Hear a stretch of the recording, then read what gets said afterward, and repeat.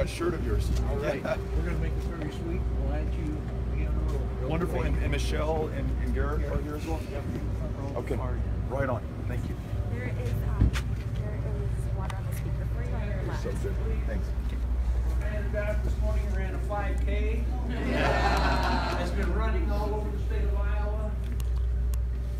3-term congressman in the U.S. Congress. He knows what's going on in D.C. He's the kind of person we need. Beto or All right. Thank you all.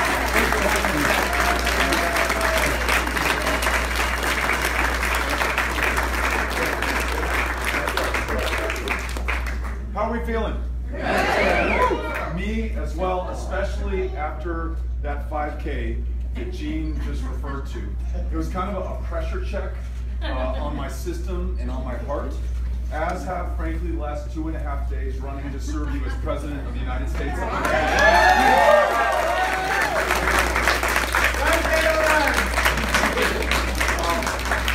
Gene, thank you for bringing us all together. So grateful to be in Independence. Thanks to the library for hosting us, Michelle and Garrett, everyone who's made the time to welcome a stranger from far west Texas in El Paso, where, by the way, I just will have you know, somehow, through the power of our coming together, we were able to exchange weather systems today. It is snowing. It's snowing in El Paso. It's absolutely beautiful out here. So, big honor to be with you. This is my 3rd day in Iowa. First time I've ever come to Iowa in my 46 and almost a half years on this planet. What a beautiful state, comprised of so many beautiful people. We were just at a coffee shop, and as I left, a gentleman came up to me with his wife, and he said, listen, I'm a conservative, which I read, probably will not be voting for you. But I'm so glad that you're here. I just want to welcome you to our community, and I just want to thank you for the way that you're running this campaign. And I told him, this is what America needs more of. The kindness, the empathy, the compassion, the dignity with which we treat each other here and in El Paso, and really just about everywhere I've been at the local level, is not reflected in our national politics, which has become so mean and so petty and so partisan and so much about scoring points or keeping people down. What about lifting each other up or expecting the best out of us, or not assuming the motive for someone who believes a certain policy or comes to a conclusion different than yours? I think this campaign, I hope the next President of the United States can be all about bringing this deeply divided, highly polarized, very partisan country back together again, not just so we can, although that might be good enough for some at a different time, but given where we are in 2019, where we are sure to be in January of 2021, with the challenges that we face, if you think about a country that is the wealthiest, the most powerful, the most technologically and medicinally advanced, unable to provide health care for millions of our fellow Americans, to have people dying of diabetes in the year 2019 is unconscionable and absolutely unnecessary. Here's one of the things that I've learned by listening to people. I met a young man in his 20s in Laredo, Texas, and came up to me and he said, when you talk about guaranteed, high quality, universal health care, it really hits home, because I have never had health care. I've seen a doctor once in my life, and he told me that not only do I have diabetes, I have glaucoma, and I will be dead before the age of 40 unless I'm able to have health care. What we know is, as unconscionable and immoral as it is to allow him to die that death from something that is totally preventable and treatable, it'll be so much more expensive to care for him as he gets closer to that last day. And he will be in no position to pay for that care. You and I, through our premiums, through our taxes, will pay for it. We'll also pay for the lost productivity. Those years he will not have lived, the things that he will not have been able to do, the jobs he wasn't able to work, the taxes he couldn't pay, the poems that he didn't write, the children that he won't be able to raise.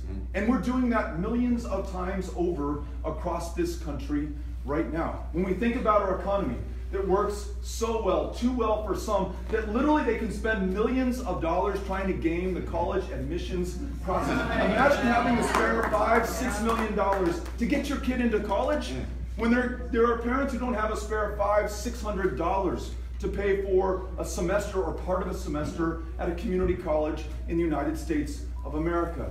This level of income and wealth inequality is the greatest in our lifetimes, is the greatest going back to more than 100 years ago. And as a great progressive champion from more than 100 years ago, Teddy Roosevelt said, and I'm paraphrasing, "You'll never get true political democracy until you have something approaching economic democracy." The founding fathers and mothers of this country understood that the concentration of wealth and power and privilege that they had escaped and had seen in Europe could not be reestablished here in this country if we had any hope of keeping our democracy, this grand experiment, going. And yet, that's exactly what we are beginning to see once again in America. And so we need bold, progressive policies that break up the concentration of these interests and that power so that this democracy reflects the true genius, the experience, the perspective of more than 320 million people. It is perhaps the greatest mechanism invented by humankind to call forth our common genius to meet these challenges. Now, it can be entrenched income inequality. It can be ensuring that we have universal, guaranteed, high-quality health care. It can also mean that we reassert ourselves as the indispensable nation on the global stage in convening the countries of this world around the existential threat that we here in this room, but more importantly, our kids and grandkids and the generations that will succeed them face. Beyond the shadow of a doubt, there is a consensus among scientists, and I, for one, still listen to them, who tell us that this planet has warmed 1 degree just since 1980, 1 degree Celsius. If we warm another degree after that, this planet, for far too many, for millions, will be uninhabitable. There will be such a fierce competition for resources, so many millions dying from wildfires and floods and droughts and natural disasters, which will be exacerbated by our inaction. We will face the condemnation and the judgment of those generations that follow ours, because they also know, because the scientists have made this clear, we have 12 years within which to act. That is a gift to all of us. It is perhaps our greatest opportunity to fulfill our promise as a country.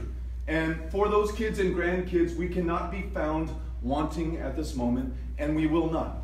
And so that's why this campaign is not about winning the Democratic nomination. It's not about being president of the United States. It's about bringing this country together, Democrat and Republican, independent alike, rural and urban, wherever you live in whatever state of this union. You have to be part of the solution, or we will not have solutions to these otherwise intractable problems. It's the spirit in which I campaign. It's the reason that I showed up today in Independence, because I want to understand from your perspective what is most important to you, what's most exciting to you, the way in which you wish to meet these challenges, and make sure that this country lives up to its full potential. Thank you for welcoming me into your community today. I'm very, very grateful.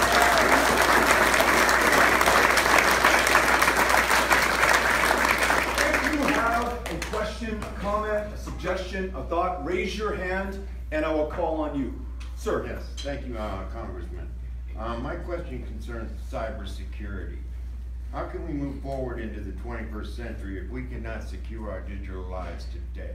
Everything's being put on a digital platform, yet China, Russia, or any other nefarious individual can shut it down.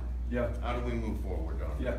Questions about cybersecurity, specifically how we protect ourselves against foreign actors, including the government of Russia, which was actively involved in manipulating and undermining the 2016 presidential election, which still seeks to involve themselves in our democracy and the other Western democracies of the world. How do we protect ourselves from foreign actors like China? And if I could take the spirit of your question, how do we ensure that our elections are not gamed, that we who have become the product on platforms like Facebook and Twitter and Snapchat and Instagram have our privacy protected? How do we ensure that the capture and corruption of our institutions like the Congress of the United States, which 2 years ago voted to sell your private browsing data to the internet service providers without your consent. Imagine the deepest, darkest, weirdest place that you've been on the internet. And now that is sold to others without any of your permission. Why in the world would members of Congress do that when it is at such odds with your privacy and your protections? When you look at the connection between political action committees, PACs, that serve these ISPs, and the members of Congress who voted for it, you begin to get an explanation for the otherwise inexplicable. So we need to make sure that we are guarded against foreign adversaries. There needs to be a full and complete investigation of what happened in the 2016 election. Follow those facts as far as they go and as high up as they reach. And then make sure that at every level of government, from federal to local, we are working together to protect our privacy, the information that we exchange with one another, and most important, as I tried to make the case earlier, our democracy, because it's no less than the fate of the world that depends on it being successful. Thanks for the question. Yes, sir, and then I'll come over to you. So I think right now, as far as the race goes, that Elizabeth Warren is the gold standard of policy, like putting policies out there. And like right now, you're making you've done a good job identifying what issues are, but I mean, I don't think that really any of us have heard any particular policies that you'd like to get behind. For instance, when you ran for Senate against Ted Cruz, you were saying that you're behind Bernie's plan for healthcare, but now you're not behind Bernie's plan for healthcare. So, yeah, I mean, can you give us some particular policies that you are behind? Absolutely, and so you asked specifically about healthcare. If you have another in mind, I'm happy to answer that question as well. So, as I said earlier, my goal, I hope our goal as a country, is guaranteed, high-quality, universal healthcare. That means every man, woman, and child can see a doctor, afford their prescriptions, take their child to a therapist. As you said, during the Senate race, I said, as a member of the Senate, I would happily sign on to Bernie Sanders' Medicare for All plan. I think it's a wonderful way to get there. Universal healthcare through a single-payer system. Since then, there's been a bill introduced by two women with whom I served. Jan Schakowsky of Illinois, Rosa DeLauro of Connecticut. It's called Medicare for America.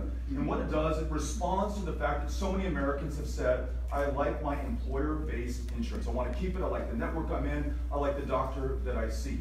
It complements what already exists with the need that we have for the millions of Americans who do not have insurance, and ensures that each of them can enroll in Medicare. It then suggests additional investments in that program so that it becomes the program of choice, and people who have private insurance migrate over to the Medicare system. Now listen, we may disagree about the best policy path forward, but for me, that affords us the greatest buy-in from the greatest number of Americans, because this cannot be the policy or plan of just one person or one party. We're going to have to get as many people as possible into this if we're going to achieve that goal. So the greed has to stay in the insurance industry, in your opinion? I don't think it is a function of greed. I think I have to be respectful to people who just shared with me what I shared with you. They like the program they're in, they like the insurance that they have. It's the same way when I talk to a doctor in private practice. I don't think she is greedy for being in private practice. I think that's something that works for her and works for her patients. It's the same way that I support public sector hospitals as well. I mean, I think we can have something uniquely American to resolve this challenge of making sure that everybody receives health care. If we become too ideological or too prescribed in the solution, we may allow the perfect to become the enemy of the good, and there are our fellow American human lives depending on us finding a solution. So if we have to take steps like expanding Medicaid in states like mine that have refused to do that, introducing Medicare as a public option on the exchanges, especially in rural communities where there may only be one insurer providing choice right now, then let's take those steps. I'm going to do everything with anyone, anywhere, to make sure that we advance on this incredibly important life or death issue for the country. Thanks for asking the question. Appreciate it. So CLAG projections, which is the Center for Latin American Geopolitics, estimated that from 2013 to 2017, the United States sanctions alone have cost the people of Venezuela $350 billion. The people of Venezuela do not need aid. Maduro is not getting more power. He's getting more desperate. These people are suffering directly by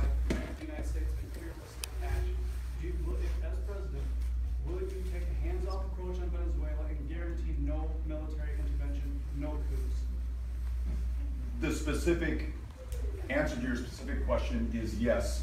I do not believe that military intervention will make things better in Venezuela or anywhere in the Western Hemisphere. And the reason I say that is we have abundant evidence of the case that you're trying to make. Democratically elected government in Guatemala, we overthrew that government. We, the American people, threw the CIA in the 1950s. Jacob Arbenz Guzman.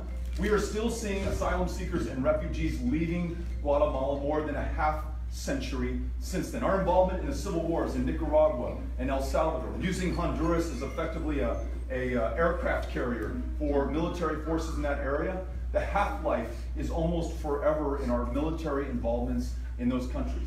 Where we are in Iran, you can go back to Mossadegh and look at our involvement in that country. Always with the best of intentions, trying to make things better for the people in those countries.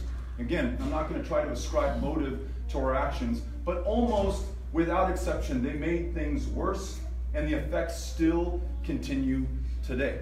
So let's stop digging the hole. Let's understand and act with some humility that we've got to work with other countries in the region. We have to alleviate the very desperate suffering that we're seeing there, but also in those other countries that I just mentioned. Or we can expect to try to address that issue at the Texas-Mexico border when we have tens of thousands of more asylum seekers and refugees and immigrants fleeing an ever more desperate situation. Thanks for your question. I promised you I would come back to you. I'm sorry I missed you, and then I'll come back to you. Thank you. In this very crowded Democratic field, what is it about you that Iowans will find, you know, we have to vote?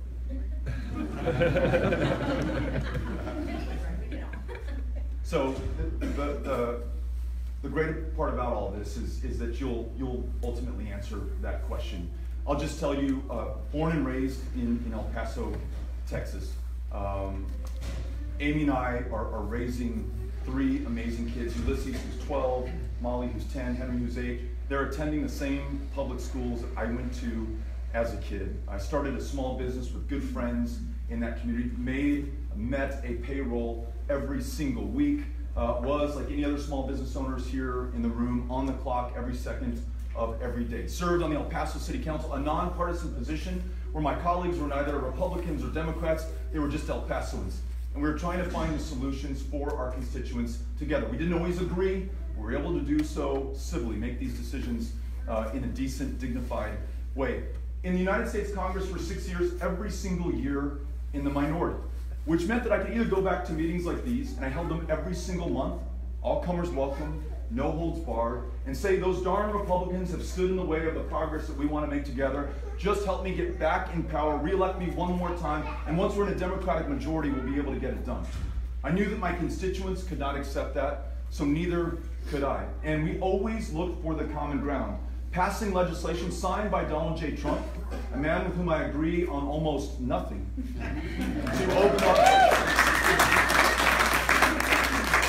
to open up mental health care access to more veterans coming back from these wars with post-traumatic stress disorder, traumatic brain injury, military sexual trauma, expanding protected public federal lands in an administration that is diminishing the size of our national monuments and protected public lands. Investing in trade, on which your state depends, as does mine, as does this country, and border security at the same time, with none other than John Cornyn, the Republican senior senator from my state. Investing at the ports of entry where 90% of everyone and everything that ever comes into the United States first passes.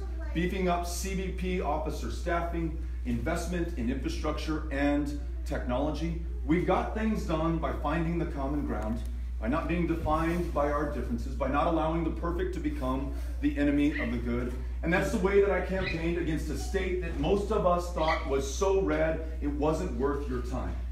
Now Texas is part of the national conversation. We went from being 50th, dead last in the country in voter turnout, not because we like our democracy any less than you, but because our state legislature was so effective at drawing people out of a voting district, out of a reason to vote, out of their democracy solely based on the color of their skin or their country of national origin, that some people gave up on voting. They realized that actually in Texas, some people's votes were worth more than others. We transcended those challenges and those obstacles, visited every one of the 254 counties of Texas, wrote nobody off, took no one for granted, and saw record levels of turnout in a midterm election year. Young voter participation up 500% from 2014. And though I lost by 2.6%, but who's counting? We were able to help. And again, we were some small part of this, but it's something that I'm grateful that I got to be a part of. We were able to help turn seats that had been reliably Republican, that are now held by new Democratic office holders like Colin Allred in the Dallas-Fort Worth area and Lizzie Panel Fletcher in the Houston area. 17 African American women elected to judicial positions in Harris County. Houston is the home seat of that area. So those are some things that I want to share with you, that I want to make sure that you know about, how that distinguishes me from the field, or whether it makes you like me more or less. I don't know. That's for you to decide. But those are some things that may be different from some of the other candidates running in the race right now. And then I promised someone else here. So you just mentioned it, but how do you plan to get young and minority voters involved in the elections? Because we saw that it really affected like the Alabama 2016 election. Like it really affects how, the elections, but how do you plan on combating that, I guess? I think a lot of it is in the approach, in the way we campaign, in the attitude in which we receive one another. What am I talking about? Very often people my age, 46 years old, talk about young people as the leaders of tomorrow. I think that's the wrong approach. On issues like gun safety, on issues like climate change, on issues like income inequality, on issues like healthcare, on issues like reviving rural America by listening to rural America, it is the youngest among us who are already leading right now. The House just passed universal background check. Now that didn't happen because of those already in office. They were the vehicle through which that action had to take place. But they're responding to public pressure. That's what forms the political will in this country. If you think of any significant change or victory we have enjoyed in the United States of America, very often the youngest have been at the vanguard of those changes. Do we want to give Lyndon Baines Johnson credit for the Civil Rights Act and the Voting Rights Act? He deserves some of it. But if you think about the young people at the lunch counter in Greensboro, North Carolina, the young people who took their lives into their hands on those Greyhound buses in the Freedom Rides in the South, the young people who lost their lives in the pursuit of full civil rights for all of us, they were the ones who purchased that change with their action. And that's the story of this country for as long as we have had a country. Now, all people of all ages have a part, but to dismiss young people as not yet ready to lead is to ignore the history of the United States of America. So again, this choice is up to you and to other young people as to how you are going to assert that leadership, but I'll never take it for granted, or I will never assume that it is going to evolve at some other point. You're ready right now to do this. So thanks for the question. Take this sweater off. Go ahead. Yes, sir. Yes, sir. So you had mentioned Trump shrinking national monuments and shrinking public lands, and my question surrounds conservation. Yeah. What would you do to protect our national heritage and also things like the Endangered Species Act, which is getting strict? So in El Paso, Texas, we are in the Chihuahuan Desert. We're at the foot of the Rocky Mountains. The base elevation in my hometown is 4,000 feet.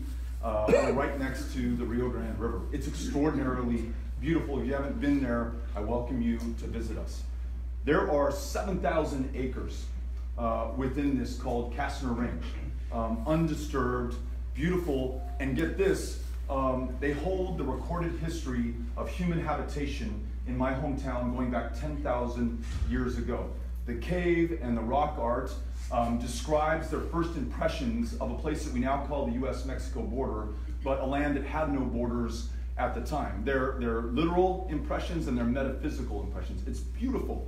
That land might otherwise have been developed if the community did not work together to protect it. And I prevailed upon the Obama administration to designate it as a national monument. And for probably very good reasons, they chose not to. So we had to go to Plan B within the Trump administration. As a member of the House Armed Services Committee, and because the land is currently owned by the Department of the Army, I worked with the Republican majority on the committee to insert within the National Defense Authorization Act a provision that protects that land in perpetuity.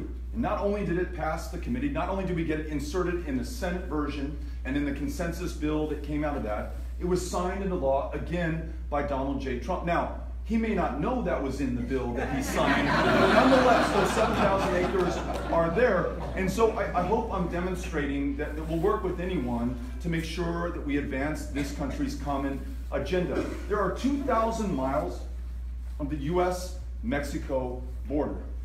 Most of that is the Texas-Mexico border. It's some of the most pristine riparian areas that you'll see anywhere in the country. When you get down to the lower Rio Grande Valley, you have a migration of bird species throughout the Western Hemisphere that congregate there unlike any other place. That wildlife, our ability to access the river, is all compromised by a 2,000-mile, 30-foot-high wall that will cost you $30 billion, which, by the way, will cause you, and this will be done in your name, to take somebody's ranch, somebody's farm, somebody's property to build a wall that we don't need. 400,000, más o menos, apprehensions at the southern border last year. May sound like a lot. 1.6 million apprehensions in the second year of the George W. Bush administration. There's a great film coming out called The River and the Wall that documents what we are about to lose. So I'll start at home in Texas and make sure that we do not sacrifice this land. I'll protect the lands that are already up for conservation, and where we can, let's expand it. Now, listen, it's not just the best thing to do for people like me who like to go backpacking with their kids in the Gila Wilderness or the Pecos or the Lincoln National Forest. It's also the right thing to do for the planet. If we're going to capture some of this carbon that's in the air, we cannot afford to cut down any more of our wilderness. In fact, we're going to have to expand it here and across the world. So you've got my commitment to be an ardent defender of and a proponent for these national protected lands. Thanks for asking that question. One of the reasons that I'm here today is because in October I started watching on Facebook your Facebook Live campaign when you were running for Senate. And as a rural Iowan and kind of active in presidential campaigns around here, we always had such a hard time with the message. What are we supposed to say to people when we go door to door? And one of the things I just loved, and I was so taken by your campaign, you would be in your van and you would be driving down the highway, or somebody would be, and you would be saying, I'm going to be here at my next stop, this is the address, and this is my message. And I thought it was such a brilliant campaign. It's something we need, not just in rural Iowa, but everywhere. We need to know what your message is. And you're doing a nice job with that now, but you did it, you know, I knew what I would say if I was going door to door for you. And I appreciated that so much. And I guess my question is, how would you do this on a national level? You know, you did it for the big state of Texas. And right. I believe that's why you had so many more people voting, thinking what I'm saying and what you have said. Right. But I wonder, how do you do that nationwide now? I think it looks like this. As powerful as social media is, Facebook Live in that instance, there's nothing more powerful than you and I meeting in person, you getting to ask a question and having me respond, holding me accountable. So I'm going to do as much of this as I possibly can. It's very hard for me to believe that we've only been at this for 2.5 days. But in that time, I have learned so much. And those stories, much as they did in the Texas campaign, inform what I say out on the trail. Make me a better candidate and hopefully a better public servant. We were in Fort Madison on the first day of this campaign, going to a high school, and just meeting the students, answering their very tough questions, among the toughest that I will receive, meeting the faculty and staff, and we went into the welding shop and met Mr. King, who 8 years ago was brought on for just 1 year to help them set that shop up. Now, his students will graduate high school 18 years old with 1 year towards an associate's degree under their belt.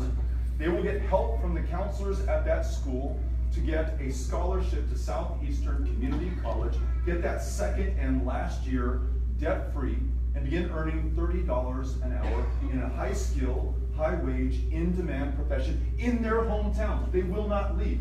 They will not be dependent upon any public support. That's an extraordinary investment that meets some of the needs of that community, addresses some of the problems with access to higher education, the outstanding $1.5 trillion in student loan debt that we have right now.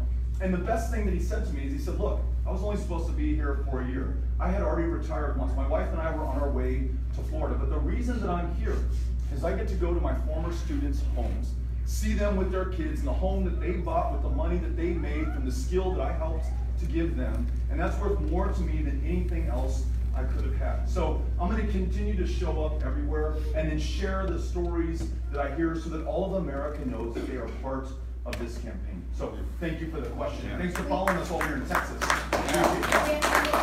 Okay, we have time for two more. Yes, ma'am. I don't really have a question. I was going to say, I'm here with my cousin, Juan. We're Rio Grande Valley people. Oh, right on. Way to go. Where in the RGV? All, everywhere. They're all from Bronzeville, Harlingen, King Ranch, Los Indios, San Benito, all those little towns in there. But we drove almost 3 hours to come and see you. Wow, thank you. We don't have a Whataburgers up here. Exactly. Whataburgers? We don't have them. We are ready to caucus for you in Iowa. We live in Illinois, but we caucused in Iowa for Hillary and then for Bernie, and as they dropped out, we were still in there. Right on. And so we're ready to do that for you, live stream or whatever that we need to do. But I guess the only thing I want to say is that your message is great. We followed you on live streams. I like it when Amy's driving, you're not. Yeah.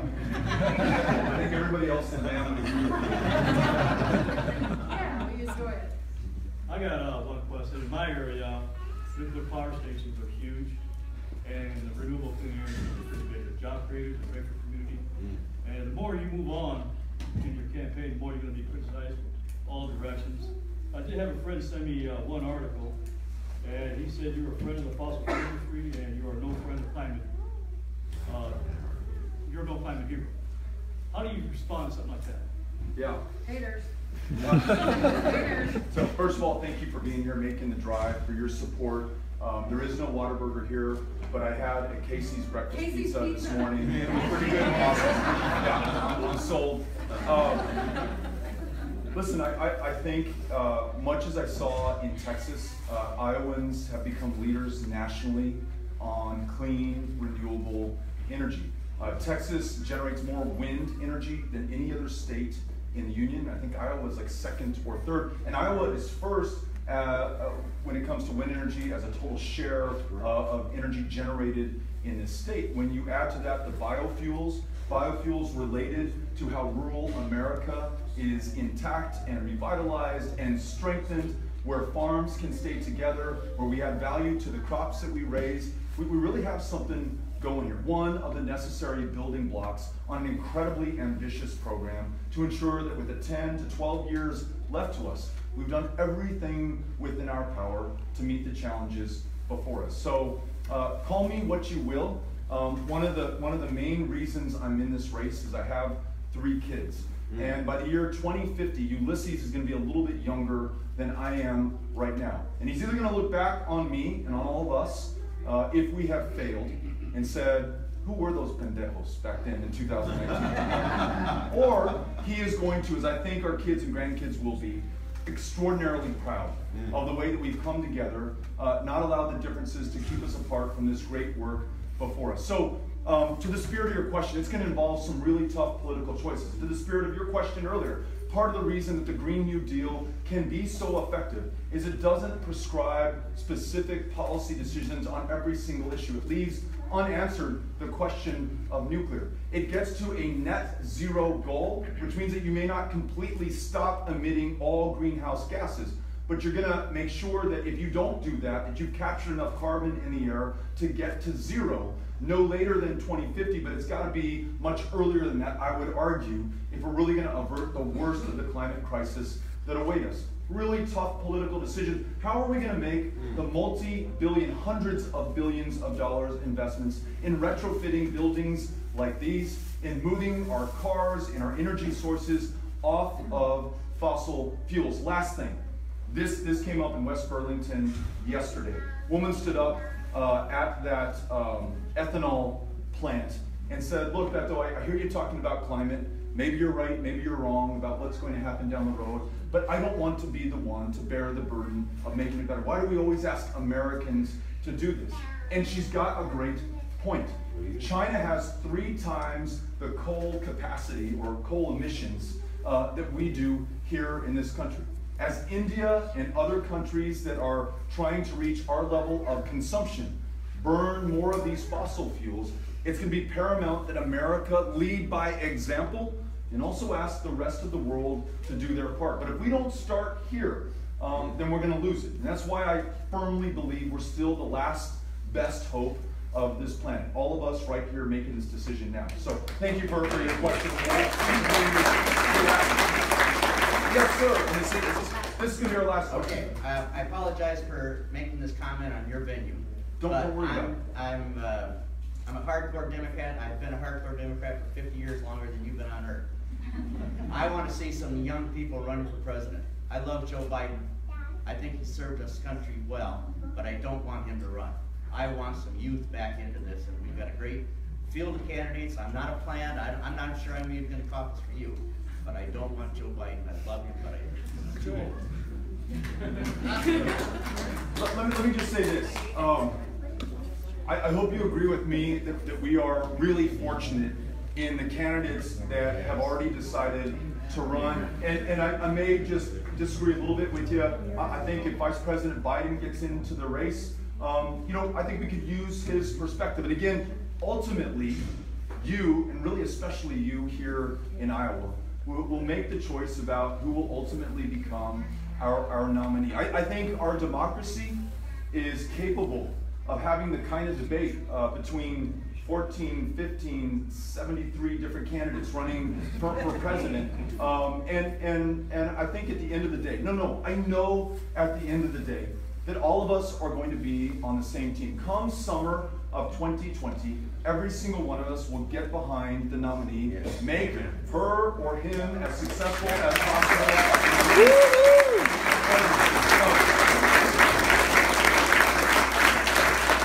Thank you all for having us out here today. Thank you for what you are doing to strengthen this country, to ensure that we are ready. I look forward to coming back to Independence, to being with you, to continuing to answer your questions. So we will see you before long. Thank you all very much.